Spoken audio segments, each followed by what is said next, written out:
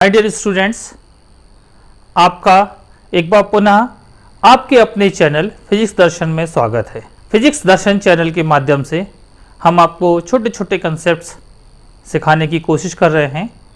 इसी कड़ी में आज हम आपके पास लेकर आए हैं लेज़र से संबंधित टॉपिक का दूसरा पार्ट, जिसमें हम आपको आज बताएंगे principle of working of laser, अर्थात लेज़र की कार्यविधि और सिद्धांत।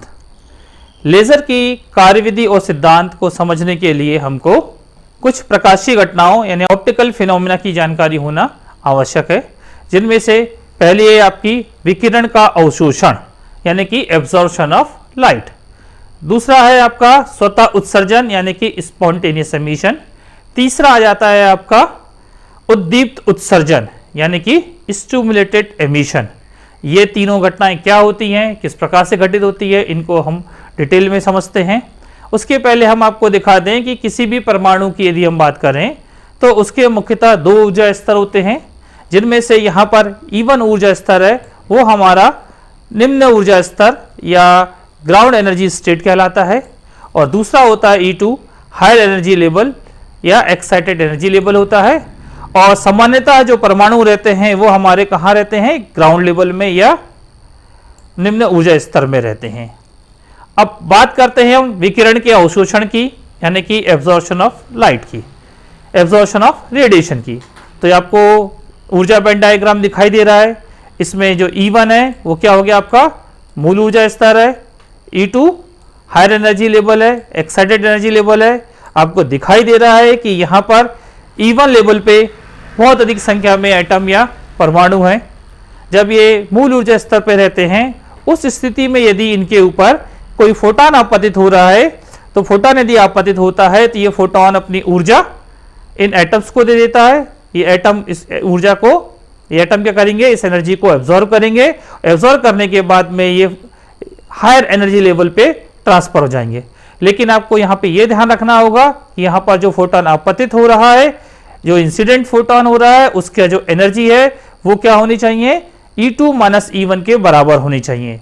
तो energy of the photon is always equal to the E2 minus E1 which is equal to h nu, where nu is the frequency of the photon, यानी जो photon आपतित हो रहा है उसकी फ्रीक्वेंसी होनी चाहिए। तो आप देख रहे हैं कि इस प्रकार से जो एटम है ग्राउंड लेवल से हायर एनर्जी लेवल पे चला गया है। तो ये सब जो आपको दिखाया गया ये ड्यूरिंग अब्जॉर्प्शन वाली प्रक्रिया है। एब्जॉर्प्शन के बाद में यानी अवशोषण के पश्चात में हमारा एटम किस प्रकार से दिखेगा, इस प्रकार से दिख रहा है। यहाँ पर E1 ग्राउंड लेवल के जो एटम था, एक यहाँ का इस पोजीशन का जो एक एटम था कहाँ पहुंच गया है, वो उत्तेजित ऊर्जा अवस्था या एक्साइटेड एनर्जी लेवल में पहुंच गया है। ये पूरी प्रक्रिया कहलाती है एब्जॉर्प्शन ऑफ रेडिएशन या विकिरण का अवशोषण। लेजर की प्रक्रिया जानने के लिए हमको विकिरण का अवशोषण का जानना आवश्यक था। इसको अब हम एक बार रीड करके देख लेते हैं क्या है। प्रत्येक पदार्थ के परमाणु में इलेक्ट्रॉन सामान्यतः मूल ऊर्जा स्तर में होते हैं। जैसे हमने आपको पहले ही बताया था कि एटम कहाँ रहते हैं, हमेशा ये एटम ग्राउंड एनर्जी स्टेट में रहते हैं। जैसे ही इनको बाहर से कुछ ऊर्जा दी जाती है, एक्सटर्नल एनर्जी दी जाती है, तो इलेक्ट्रॉन एनर्जी को एब्जॉर्ब करके कहाँ चले जाते हैं।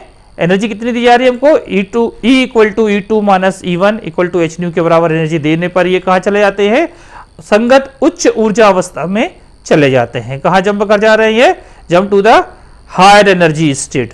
इस प्रक्रिया को हम नाम देते हैं अवशोषण, अवशोषण या एब्जॉर्प्शन। ठीक है। दूसरी प्रक्रिया हमारी स्वतः उत्सर्जन यानी कि स्पॉन्टेनियस एमिशन। जब कोई एटम एक्साइटेड होके हायर एनर्जी लेवल पे चला गया, तो यहाँ पर यह एटम हमको कहाँ दिखाई दे रहा है, E2 लेवल पे दिखाई दे रहा है, यानी ये कैसी स्टेट पर है, वो हायर एनर्जी लेवल पर है। यहाँ पर ये बहुत कम समय तक, लगभग 10⁻⁻8 सेकंड तक ही रह सकता है। इस उत्तेजित अवस्था में इसका जो टाइम ड्यूरेशन है रहने का वो बहुत कम है, तो यहाँ पर वो ज़्यादा समय तक रह नहीं सकता। तो क्या करेगा, वो वापस वहाँ से हायर एनर्जी लेवल से ग्राउंड एनर्जी लेवल पे वापस आ जाता है। जब वो वापस आ जाएगा तो ये प्रक्रिया कहलाएगी स्वतः उत्सर्जन। तो स्वतः उत्सर्जन की जब प्रक्रिया होगी, तो जब ये एटम हायर एनर्जी लेवल से ग्राउंड एनर्जी लेवल पर वापस आएगा, तो इस कंडीशन में क्या करेगा, जो फोटोन उसने ऑब्जर्व किया था उसी फोटोन का वो एमिशन कर देगा। तो इस प्रकार से आप देख रहे हैं फोटोन एमिट हो रहा है। कब? जब एटम हायर एनर्जी लेवल से ग्राउंड एनर्जी लेवल पर आ गया है, और इस फोटोन की एनर्जी भी किसके बराबर होगी? E2 minus E1 equal to h nu के बराबर होगी। यह हमारा कहलाता है स्वतः उत्सर्जन। स्वतः उत्सर्जन की प्रक्रिया में क्या क्या होता है हम देख लेते हैं। क्या लिखा है? प्रत्येक पदार्थ के परमाणु में इलेक्ट्रॉन सामान्यतः मूल ऊर्जा अवस्था में होते हैं। बिल्कुल हमको पता है ये। जब हमने उसको बाह्य ऊर्जा दी, एक्सटर्नल एनर्जी प्रोवाइड कर दी हमने, तो कहाँ चले गए? ये हायर एनर्जी स्टेट में चले गए थे, है ना। यानी कैसे हो गए थे? ये एक्साइटेड हो गए थे। ये पूरी प्रक्रिया थी हमारी एब्जॉर्प्शन की थी, यानी कि किस चीज की थी? हमारी अवशोषण की थी। अब क्या हुआ कि इलेक्ट्रॉन वहां पर कितने समय तक रह सकते हैं? हमने बताया था इलेक्ट्रॉन वहां पर रह सकते हैं लगभग 10⁻⁻8 सेकंड तक एक्साइटेड स्टेट में रह सकते हैं। तो क्या करेंगे? वहां पर वो रहेंगे नहीं, तो वहां से वो वापस मूल ऊर्जा अवस्था से अपनी ग्राउंड अवस्था में अपने आप लौट कर आते हैं, स्वतः लौट कर आते हैं। इसलिए इस प्रक्रिया को अपन कहते हैं स्वतः उत्सर्जन की प्रक्रिया कहते हैं, क्योंकि वो मूल अवस्था में अपने आप लौट कर आ रहे हैं। और जब वो लौट कर आते हैं तो क्या होता है? फोटोन का एमिशन होता है। उस फोटोन की ऊर्जा किसके बराबर होती है? E2 minus E1 equal to h nu के बराबर होती है। फोटोन की जो ऊर्जा है E2 minus E1 equal to h nu का ऊर्जा का वो फोटोन एमिट करता है। और प्रक्रिया या घटना क्या कहलाती है? स्वतः उत्सर्जन, स्पॉन्टेनियस एमिशन। ये अपने आप घटित होने वाली घटना है, इसलिए यह उत्सर्जन कैसा होता है? अनियमित होता है, इर्रेगुलर होता है, और अलग अलग क्षणों पर होता है। एटम एनर्जी एब्जॉर्ब करेंगे, हाई एनर्जी लेवल पर जाएंगे और 10⁻⁻8 सेकंड तक रहेंगे और नीचे आ जाएंगे। नहीं, ये डिफरेंट टाइम तक होता रहता है। अतः स्वतः उत्सर्जन में विभिन्न परमाणुओं से प्राप्त प्रकाश कला तथा दिशा से संबद्ध नहीं होता है, क्योंकि एटम अपने अपने हिसाब से ऊपर नीचे जाते रहते हैं, है ना। एब्जॉर्ब करके हायर एनर्जी लेवल पे फिर नीचे आ गए, यानी कैसा होगा? इसमें कोई रिलेशन नहीं है। और जो प्रकाश उत्पन्न हुआ है वो कैसा है हमारा? रहता है आकला संबद्ध रहता है। इसके बाद में अगला आता है हमारा तीसरा जो इंपॉर्टेंट टॉपिक है और जो लेजर को समझाने के लिए आवश्यक है, वो कहलाता है उद्दीप्त उत्सर्जन या स्टिमुलेटेड एमिशन। स्टिमुलेटेड एमिशन में भी सेम कंडीशन है बिफोर फोटोन एमिशन। आपको यहां तक तो पता है कहानी पूरी कि एटम ग्राउंड लेवल पे रहते हैं, E1 पे रहते हैं, फोटोन को एब्जॉर्ब करके वो एक्साइटेड लेवल पे चले गए।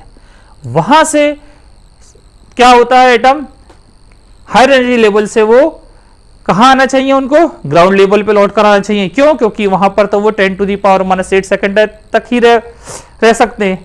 लेकिन यदि मान लो जो एटम हायर एनर्जी लेवल से ग्राउंड लेवल पे आने वाला है, तो उस पर एक और फोटोन, यहां दिखाई दे रहा है आपको, एक और फोटोन आकर इससे यदि टकरा जाएगा, और कैसा फोटोन है? यहाँ पे जो फोटोन आपतित हो रहा है उसकी ऊर्जा इस E2 माइनस E1 के बराबर है। यानी जिस आवृत्ति का वो फोटोन एमिट करने वाला था, जिस एनर्जी का फोटोन एमिट करने वाला था, उसी आवृत्ति या उसी एनर्जी का फोटोन हमने यहाँ पर इंसिडेंट करवा दिया।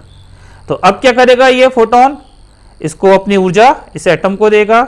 एटम फिर वही हायर एनर्जी लेवल से ग्राउंड एनर्जी लेवल पर आएगा। तो इसको हम देखते हैं कि ड्यूरिंग ट्रांजिशन क्या होता है इसमें। ये एटम बना हुआ है और नीचे आ रहा है ना, हायर एनर्जी लेवल से ग्राउंड लेवल पे आ रहा है। अब क्या कर रहा है? यहाँ पर ये 2 फोटोन एमिट कर रहा है। एब्जॉर्ब कितना किया उसने? 1 फोटोन एब्जॉर्ब किया था, जिसकी ऊर्जा कितनी थी? एच न्यू थी।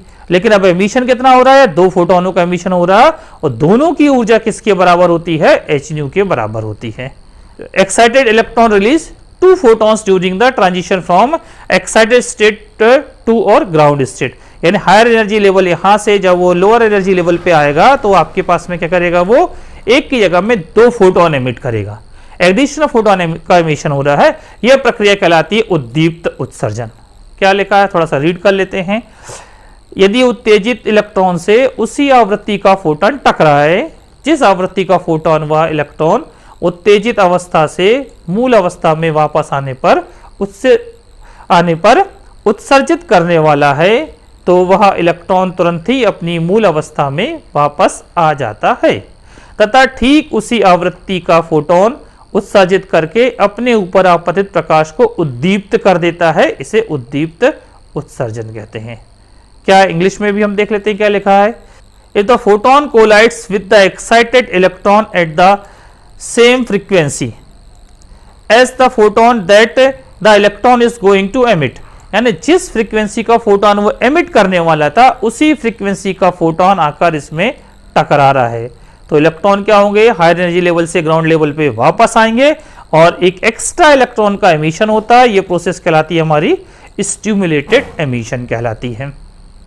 ठीक है, हमने आपको पहले भी बताया कि उद्दीप्त उत्सर्जन में क्या हो रहा है, 2 फोटोन उत्सर्जित होते हैं। कितने, 2 फोटोन, है ना।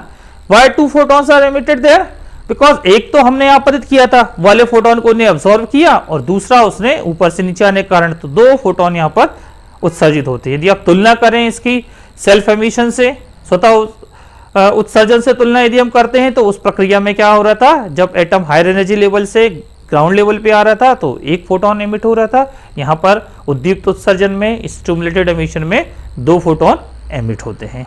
तो उद्दीप्त उत्सर्जन की प्रक्रिया की हम बात करें तो उद्दीप्त उत्सर्जन कैसी प्रक्रिया है, ये एक प्राकृतिक प्रक्रिया नहीं है। कैसी प्रक्रिया है, ये कृत्रिम प्रक्रिया है। और इसमें उत्सर्जित सभी फोटोनों की क्या होती है, ऊर्जा, 2 फोटोन उत्सर्जित हुए थे हमने देखा, तो सभी की ऊर्जा कैसी थी, दोनों फोटोनों की ऊर्जा समान थी, सबकी आवृत्ति समान थी, यानी एक ऐसा था प्रकाश हमारा कला संबद्ध था, है ना। तो उत्सर्जित होने वाले फोटोन सबके सब क्या कर रहे थे, एक ही डायरेक्शन में एमिट कर रहे थे। तो क्या समझ में हमको कि जो स्टिमुलेटेड एमिशन होता है उसमें जो फोटोन एमिट होते हैं उनकी फ्रीक्वेंसी सेम होती है, उनकी एनर्जी सेम होती है, उनका फेस सेम होता है और सबके सब सेम डायरेक्शन में मूव करते हैं। तो अब हम लेजर की कार्यविधि जो सिद्धांत है उसको एक बार देखते हैं। यहाँ पर क्या बताया गया है, यहाँ पर बताया गया आपको कि ये ग्राउंड लेवल पे एक एटम को लेकर समझाया जा रहा है। एक एटम है जो कि कहाँ पर है, हमारा निम्न ऊर्जा अवस्था पर है। ये इसके ऊपर फोटोन का अपतन हो रहा है, इंसिडेंट हो रहा है। इस फोटोन से वो क्या करेगा, एनर्जी को एब्जॉर्व करेगा। एनर्जी को एब्जॉर्व करने के बाद में, ठीक है, ये कहाँ चले जाएंगे, ये हायर एनर्जी लेवल पे जाएंगे। लेकिन कंडीशन क्या है कि जो फोटोन इंसिडेंट हो रहा है, जो अपतित हो रहा है, उसकी ऊर्जा E2 माइनस E0 के बराबर है। यानी E2 देखो आप यहाँ पे हायर एनर्जी लेवल है और E0 क्या, ये ग्राउंड लेवल का एनर्जी लेवल है, तो इन दोनों के बराबर है। तो ये इलेक्ट्रॉन यहाँ से कहाँ जाएगा, ये वाला एटम एक्साइटेड होकर कहाँ जा रहा है, इसके इलेक्ट्रॉन हायर एनर्जी लेवल यानी E2 पे, यहाँ पे उसमें ट्रांजिशन होगा। तो इस प्रकार से आप देख रहे हैं इसमें ट्रांजिशन हो रहा है। ये अवस्था कैसी है, अस्थायी ऊर्जा अवस्था है ना, अनस्टेबल एनर्जी स्टेट है। वहां पर क्या रहेगा, वो क्या बताया था आपको, 10⁻⁻8 सेकेंड तक रहेगा। तो वहां रह नहीं सकता, तो वहां से क्या कर रहा है, वो लौट कर नीचे आता है। तो नीचे एक और अवस्था बना के रखी है यहाँ पर, जिसको हम कहते हैं मित स्थायी ऊर्जा अवस्था कहते हैं, या कि मेटास्टेबल एनर्जी स्टेट कहते हैं। मेटास्टेबल एनर्जी स्टेट क्या होती है, यहाँ पर जो एटम है वो बहुत अधिक समय तक रह सकता है। वो लगभग 10⁻³ सेकंड तक यहाँ रह सकता है। वहां पर 10⁻⁻8 सेकंड है, यहाँ कितना रहता है मेटास्टेबल में, वो 10⁻³ सेकंड तक रह सकता है। तो यहाँ पर हम बहुत अधिक संख्या में एक्साइटेड इलेक्ट्रॉन्स को, एक्साइटेड आइटम्स को गैदर करके रख सकते हैं और लेजर की प्रक्रिया को संपन्न करा सकते हैं। अब यदि, है ना, क्या लिखा है यहाँ पर, energy of the emitted photon, जब ये E2 से E1 लेवल पे आया तो इन दोनों की ऊर्जा अंतर कितना हो गया, एनर्जी का डिफरेंस कितना हो गया, E2 माइनस E1 तो इक्वल टू hν1। तो इसके करस्पॉन्डिंग वो फोटोन का एमिशन करता है। ठीक है, ये अब यदि मान लो इसी के ऊपर कितना E1 माइनस E0 एनर्जी का फोटोन एक इंसिडेंट होता है, तो अब क्या होने वाला है, ये कितना एनर्जी का हमने बताया, E1 माइनस E0 एनर्जी का फोटोन इंसिडेंट हुआ। तो ये क्या होगा, वो हायर एनर्जी लेवल से यानी E1 लेवल से कहाँ आएगा, वो ग्राउंड लेवल पे आ जाएगा, E0 पे आएगा। और E0 पे आने के बाद में क्या करेगा, ये कितने फोटोन एमिट करेगा, 2 फोटोन एमिट करेगा। और दोनों फोटोनों की फ्रीक्वेंसी कितनी होगी, सेम न्यू के बराबर होगी, या ऊर्जा किसके बराबर होगी, E1 माइनस E0 के बराबर होगी। तो यहाँ पर आप देख रहे हैं कि जब वो E1 अवस्था से E1 लेवल से E0 लेवल तक आ रहा है, उस कंडीशन में जो इंसिडेंट फोटोन है उसकी जो एनर्जी है वो E1 माइनस E0 के बराबर है, और यहाँ पर भी जो एमिटेड फोटोन है उसकी एनर्जी भी किसके बराबर है, E1 माइनस E0 के बराबर है। पर क्या हुआ, एक फोटोन का एब्जॉर्ब करके उसने 2 फोटोनों का एमिशन किया है। इस प्रकार से अपन लेजर क्रिया को अपन समझ सकते हैं। लेजर क्रिया के लिए आवश्यक प्रतिबंध क्या होता है, पहली चीज तो लेजर प्रक्रिया के लिए क्या होना चाहिए, उत्तेजित अवस्था में परमाणुओं की संख्या मूल ऊर्जा अवस्था में परमाणुओं की संख्या की तुलना में बहुत अधिक होनी चाहिए। इसे समष्टि व्युत्क्रमण या जनसंख्या व्युत्क्रमण कहते हैं। क्या अर्थ है, हम समझने की कोशिश करें। भाई ग्राउंड लेवल पे एटम तो नॉर्मली रहते हैं उनसे तो कुछ एमिशन होने से रहा। लेजर प्रक्रिया होने के लिए क्या ना होना चाहिए कि हायर एनर्जी लेवल पे एटम्स हो। जब वो हायर एनर्जी लेवल से ग्राउंड लेवल पर आएंगे और सभी एटम एक साथ आएंगे तभी लेजर की प्रक्रिया संपन्न होगी। तो इसलिए क्या जरूरी है कि एक्साइटेड एनर्जी लेवल पे, हायर एनर्जी लेवल पे क्या होना चाहिए, बहुत अधिक संख्या में, है ना, नंबर ऑफ जो एटम्स होने क्या चाहिए, हायर एनर्जी लेवल में बहुत अधिक संख्या में एटम्स को होना चाहिए ग्राउंड लेवल के कंपैरिजन में। ग्राउंड लेवल के कंपैरिजन में हायर एनर्जी लेवल पे बहुत अधिक संख्या में फोटोन रहते हैं। इस प्रक्रिया को कहते हैं पॉपुलेशन इन्वर्शन या जनसंख्या व्युत्क्रमण। यानी जनसंख्या कहां रहती है नॉर्मली, ग्राउंड स्टेट पे, हमने कहां पहुंचा दिया, एक्साइटेड एनर्जी स्टेट पे। तो ये क्या हो गया, व्युत्क्रमण हो गया, इन्वर्स हो गया, नॉर्मल से अपोजिट हो गया, इसलिए इसका नाम दिया पॉपुलेशन इन्वर्शन की प्रक्रिया की है। दूसरा पॉइंट हो गया हमारा इसके लिए आवश्यक के लिए, लेजर क्रिया के लिए आइंस्टीन गुणांकों का अनुपात A/B का मान न्यूनतम होना चाहिए। जो कोफिशिएंट आइंस्टीन कोफिशिएंट्स हैं, रेशियो ऑफ आइंस्टीन कोफिशिएंट्स है A/B, उसकी वैल्यू कितनी होनी चाहिए, मिनिमम होनी चाहिए। दो कंडीशन हमने पढ़ ली। तीसरी कंडीशन हम देखते हैं लेजर क्रिया के लिए। लेजर में क्या हो रहा है, आपने दो प्रकार के एमिशन पढ़े हैं, एक कहलाता है आपका उद्दीप्त उत्सर्जन और एक कहलाता है आपका स्वतः उत्सर्जन। तो क्या कंडीशन है कि उद्दीप्त उत्सर्जन यानी कि स्टिमुलेटेड एमिशन की दर अवशोषण की दर से अधिक होनी चाहिए। ठीक है, stimulated emission for the rate of stimulated emission for the laser action must be higher than the rate of absorption. तो स्टिमुलेटेड एमिशन की जो रेट है वो एब्जॉर्प्शन की रेट से अधिक होनी चाहिए। ठीक है, और साथ ही साथ क्या होना चाहिए, एक और कंडीशन है कि स्वतः उत्सर्जन में कैसा मिलता, आकला संबद्ध प्रकाश मिल रहा था, है ना, इनकोहेरेंट लाइट मिल रही थी।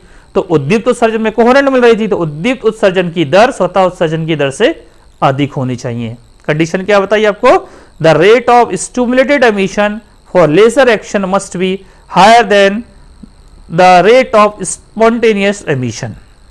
ये हमने लेजर प्रक्रिया के लिए आवश्यक शर्तें देखी। इसमें एक टर्मिनोलॉजी आई थी जनसंख्या व्युत्क्रमण, पॉपुलेशन इन्वर्शन। तो पॉपुलेशन इन्वर्शन क्या होता है, इसको हम डिटेल में थोड़ा सा समझ लेते हैं। पॉपुलेशन इन्वर्शन या जनसंख्या व्युत्क्रमण निम्न ऊर्जा अवस्था की तुलना में उच्च ऊर्जा अवस्था की अधिक से अधिक संख्या में परमाणुओं को बढ़ाने की प्रक्रिया है। क्या है, एक प्रोसेस है।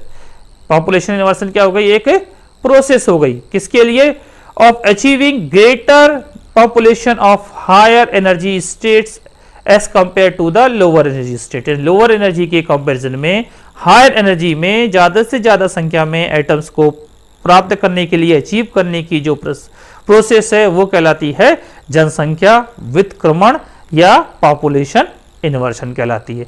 डेफिनेशन तो क्लियर हो गई होगी।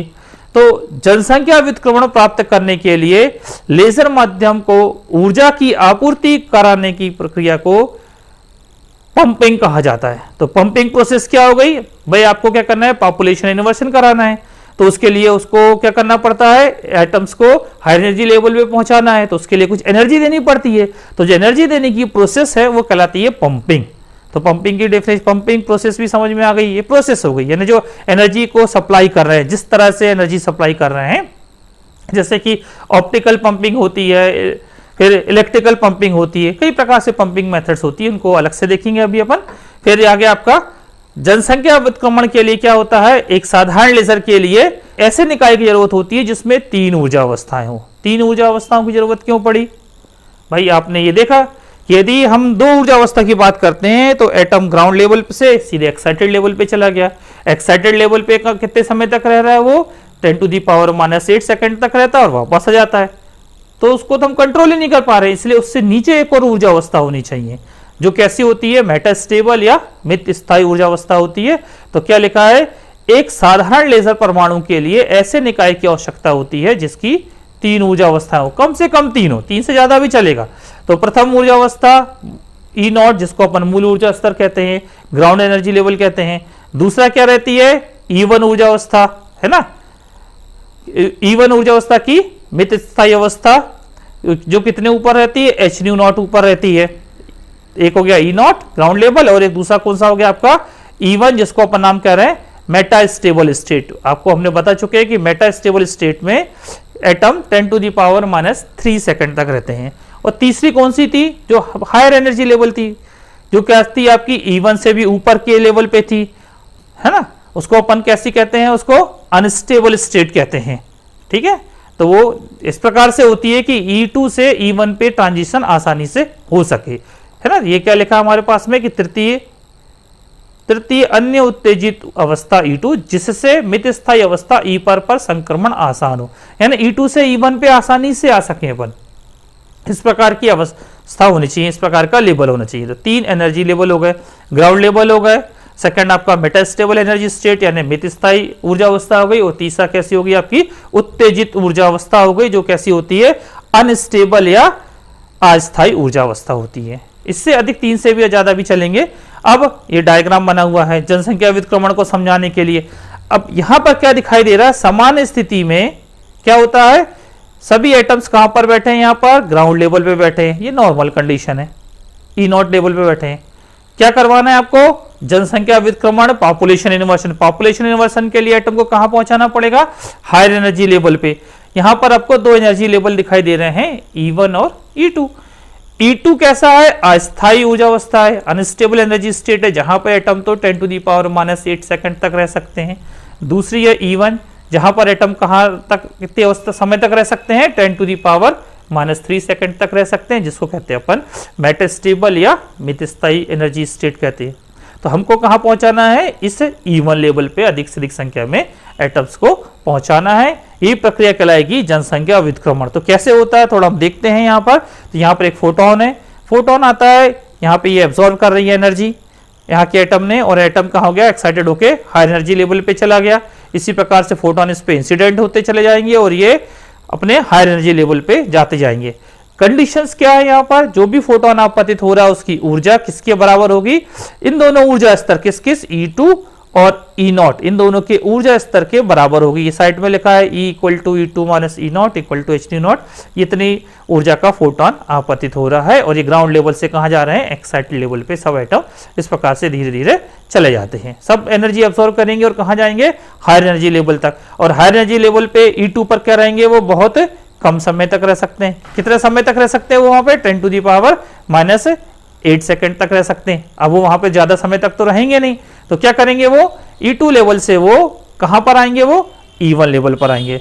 एटम जब E2 अवस्था से E1 अवस्था में आते हैं तो यहां पर क्या कर रहे हैं, वो फोटोन एमिट करते हैं, और यहां जो फोटोन एमिट होगा उसकी ऊर्जा किसके बराबर होगी, इन दोनों के ऊर्जा स्तर के बराबर होगी, यानी जो एमिटेड फोटोन है उसकी एनर्जी E2 - E1 के बराबर होगी। तो इस प्रकार से हम क्या देख रहे हैं कि E2 लेवल से फोटोन का मिशन होते चला जा रहा है, और ये कहां पे आ रहे हैं, वो सब एटम E1 लेवल पे आके इकट्ठे होते चले जा रहे हैं। E1 लेवल पे कैसा अवस्था है, हमारी मित स्थायी ऊर्जा अवस्था है, और यहाँ पर वो क्या रहेगा, 10⁻³ सेकंड तक रह सकता है, और अपने आप E1 से E0 पे इसमें ट्रांजिशन भी संभव नहीं होता है। तब आपको फिगर में दिखाई दे रहा है कि पहले कहाँ थे, सबके सब ग्राउंड लेवल पे थे, अब सब कहाँ पहुंच गए, E1 लेवल पे फोटोन पहुंच चुके हैं। तो ये प्रक्रिया कहलाती है आपकी पॉपुलेशन इन्वर्शन कहलाती है। ठीक है, और ये कैसा रहता है, नॉन रेडिएटिव एमिशन होता है। पढ़ लेते हैं अब हमने क्या लिखा, समझाया उसको कि लेजर प्रक्रिया के लिए उच्च उत्तेजित अवस्था मित स्थायी अवस्था में परमाणुओं की संख्या मूल अवस्था की तुलना में अधिक होनी चाहिए। किसके लिए, लेजर के लिए, कि हाई एनर्जी लेवल में ज्यादा से ज्यादा, हमने कंडीशन भी देखी थी कि एक्साइटेड लेवल में ज्यादा संख्या में एटम रहना चाहिए। अतः मूल अवस्था की तुलना में स्थायी अवस्था में परमाणुओं की संख्या बढ़ाने की क्रिया को जनसंख्या विक्रमण कहते हैं। सीधी सीधी परिभाषा हुई, क्या हो गई, मूल अवस्था की तुलना में मित स्थायी अवस्था में परमाणुओं की संख्या को बढ़ाने की क्रिया को जनसंख्या विक्रमण कहते हैं। The process of increasing the number of atoms in the metastable state as compare to the ground state or lower energy state is called population inversion. Population inversion की डेफिनेशन अच्छी तरह से आपको समझ में आ गई होगी। उसी जो हमने डायग्राम को समझा उसी से रिलेटेड यहाँ पर आपके पास में मैटर है कि माना कि एक परमाणु की मूल ऊर्जा अवस्था E0 है तथा दो excited energy levels E1 and E2 हैं। सामान्य कंडीशन में एटम कहाँ रहता है, E0 पे रहता है, और E1 व E2 में संख्या बहुत कम रहती है, नॉर्मल कंडीशन में है। ठीक है, अब क्या हो रहा है यहाँ पर, यदि इस पर हमने फोटोन डाल दिए, फोटोन का एब्जॉर्ब करके कहाँ चले गए थे, वो E2 लेवल पे चले गए थे। कौन? एटम्स चले गए थे। इस क्रिया क्या कहते हैं अपन? इस प्रोसेस को कहते हैं पंपिंग कहते हैं। E2 लेवल पे एटम्स कितने समय तक रह सकते हैं? 10⁻⁻8 सेकेंड तक रह सकते हैं। तो उनका क्या होता है? स्पॉन्टेनियस एमिशन होता है, सेल्फ एमिशन होता है। सेल्फ एमिशन होगा तो कहाँ जाते हैं? वो E1 लेवल पर जाते हैं। और इस प्रक्रिया में भी क्या करते हैं? फोटोनों का एमिशन करते हैं वो।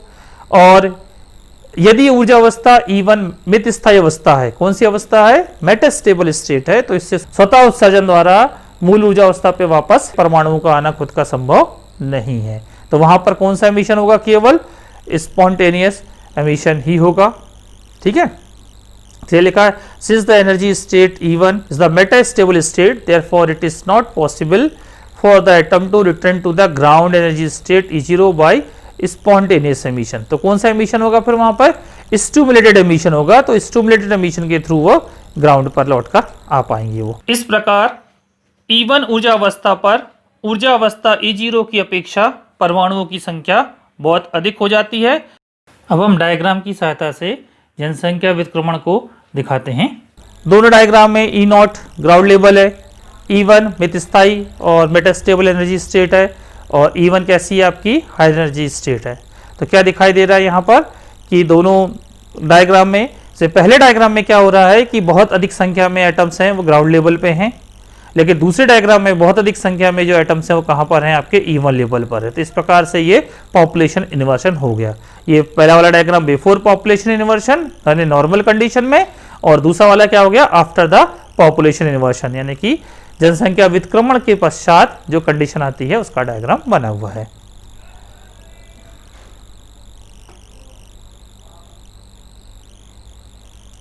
अब पूरी लेजर की प्रक्रिया को या लेजर की कार्यविधि और सिद्धांत को यहाँ पर हम समझाते हैं। जनसंख्या व्युत्क्रमण यानी कि पॉपुलेशन इन्वर्शन के थ्रू हमने एटम को कहाँ पहुँचा दिया? हायर एनर्जी लेवल पे, यानी कि E1 लेवल पे पहुँचा दिया, जो कैसी है? मेटास्टेबल स्टेट है या मित स्थायी ऊर्जा अवस्था है। यहाँ पर अब एक फोटोन इंसिडेंट हो रहा है। फोटोन की ऊर्जा किसके बराबर है? E1 माइनस E0 के बराबर है। तो मेटास्टेबल स्टेट पे जो एटम है वो फोटोन की ऊर्जा को एब्जॉर्ब करेगा। एब्जॉर्ब करने के बाद में क्या करता है वो? उसमें ट्रांजिशन होता है, E1 लेवल से E0 लेवल पे उसका ट्रांजिशन होगा। जब ट्रांजिशन होगा तो वो एक फोटोन का एब्जॉर्प्शन किया था, तो यहाँ पर वो 2 फोटोनों का एमिशन करता है। ठीक है, यहाँ पर क्या किया उसने? 2 फोटोनों का एमिशन किया। ये दोनों फोटोन के करेंगे 2 दूसरे एटम से जाकर कोलाइड करेंगे, जो किसी अवस्था में है? मित स्थायी ऊर्जा अवस्था में है, जो पहले से हाई एनर्जी लेवल पर है, उनसे टकराएंगे, उनसे ऊर्जा का अवशोषण करेंगे। अब ये 2 एक साथ हायर एनर्जी लेवल से ग्राउंड एनर्जी लेवल पे आएंगे ऊर्जा का एब्जॉर्प्शन करके। जब वो हायर एनर्जी लेवल से ग्राउंड लेवल पे आएंगे तो वो 4 फोटोनों का एमिशन करेंगे। अब ये 4 फोटोन क्या करेंगे? अगले 4 एटम से जो कि कहां पर हैं? हायर एनर्जी स्टेट्स पर है, उनसे आके कोलाइड करेंगे। तो चारों फोटोन जब 4 एटम से कोलाइड करेंगे जो कि हायर एनर्जी लेवल पे हैं, मेटास्टेबल एनर्जी स्टेट पर है, तो फिर वो अपनी ऊर्जा उनको देंगे, एनर्जी उनको प्रोवाइड करेंगे, और एटम के करेंगे एनर्जी अब्सॉर्ब करके उनमें भी क्या होगा?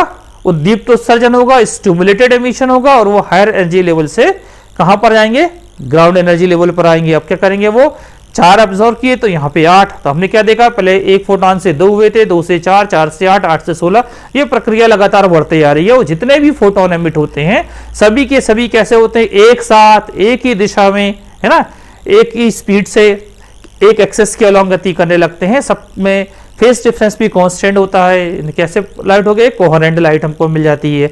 तो इस प्रकार से पूरे फोटोन क्या करते हैं? एक साथ गति करते हैं, और क्या बनती है? हमको लेजर बीम प्राप्त होती है। ये थी हमारी किसकी? लेजर की कार्यविधि। आपने इस वीडियो को पूरा देखा है, इसके लिए आपका बहुत बहुत धन्यवाद। Thank you for watching this video. अब आपको ये वीडियो पसंद आया हो तो आप इसको जरूर शेयर करें, इसको आप लाइक करें, और यदि आप इस चैनल पे नए हैं तो आप क्या करें? इसको सब्सक्राइब भी करिए। अब आपके लिए अब हम नेक्स्ट वीडियो लेकर आएंगे जिसमें हम आपको हीलियम नियॉन लेजर के विषय में जानकारी प्रदान करेंगे। Once again thank you for watching.